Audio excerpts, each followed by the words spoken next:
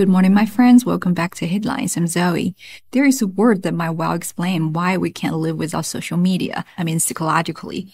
That is fear of missing out, popularly acronymized as FOMO.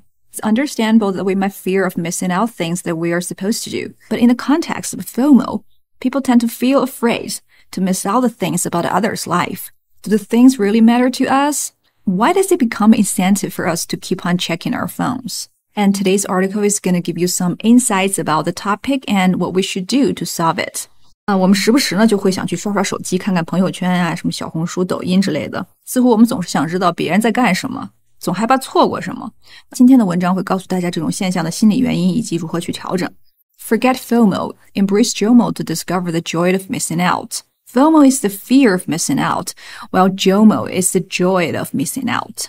我们要去拥抱享受错过的这种感觉。FOMO, a human condition exacerbated by social media. The fear embodied in FOMO is a social one. Humans have dealt with this since we realized that there were opportunities being missed, fun not being had, and Joneses needing to be kept up with. We've seen exacerbate several times in the earlier episodes. It means to worsen or to irritate. 使恶化，使加剧。There is a bunch of words that share the similar meaning, despite the nuances. Deteriorate, exacerbate, infuriate, debilitate, worsen, etc. FOMO 是被社交媒体加剧激化的人的一种状态。Embody is the practical counterpart in Chinese. 体现，中国人特别喜欢用这个词 but people often misuse its voice. 他的行为体现了他的勇气，你会怎么说呢？ The action embodied his courage, or his courage was embodied in the action, right? I'll give you another example. Efforts to reduce the embodied carbon emission of building materials. 这里面的 embodied 是作为形容词来用了，被体现出来的碳排放。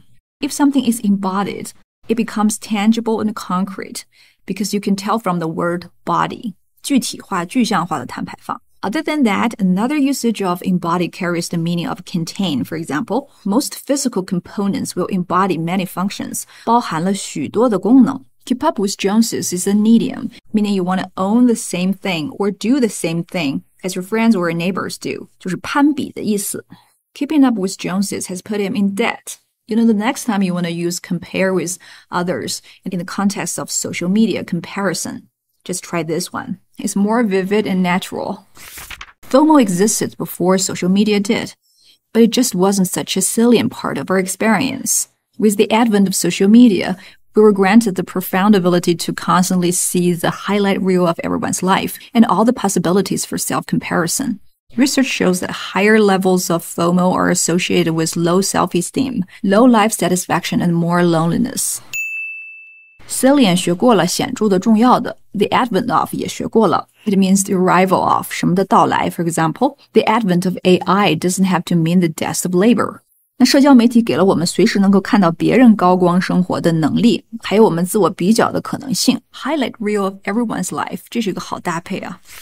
Social connection is healthy, and social media, for its many flaws and foibles, provides a means for connection. And JOMO is not about eschewing those connections entirely and self-isolating from others. Instead, it's intentionally cultivating periods of disconnections and solitude for recharging and rejuvenation. Flaws and foibles and weaknesses are synonyms. They can be used interchangeably, even though that foible looks like an adjective, but actually it's a noun, right? It's true is to avoid what we met in episode 199. 有目的的培养一些时间段的断网和独处，能够让我们重新充电，恢复活力。And the following are some tips that could help you enjoy JOMO. Make regular plans to disconnect. People who purposefully step away from social media had higher psychological well-being compared with those who didn't actively decide to. 主动有意图的远离社交媒体，比被要求拿开手机的心理会更强健。To reduce the lure of social media, try protective behavioral strategies, such as turning off notifications, setting limits on certain apps, and turn off your device at night. For me, I have turned off the notification of the WeChat moment and hide the channel and top stories, and the world becomes quiet. Beware when you focus on others. Most of the time, we're just so occupied with others' life, and make a conscious effort to set aside time to be occupied with your own life.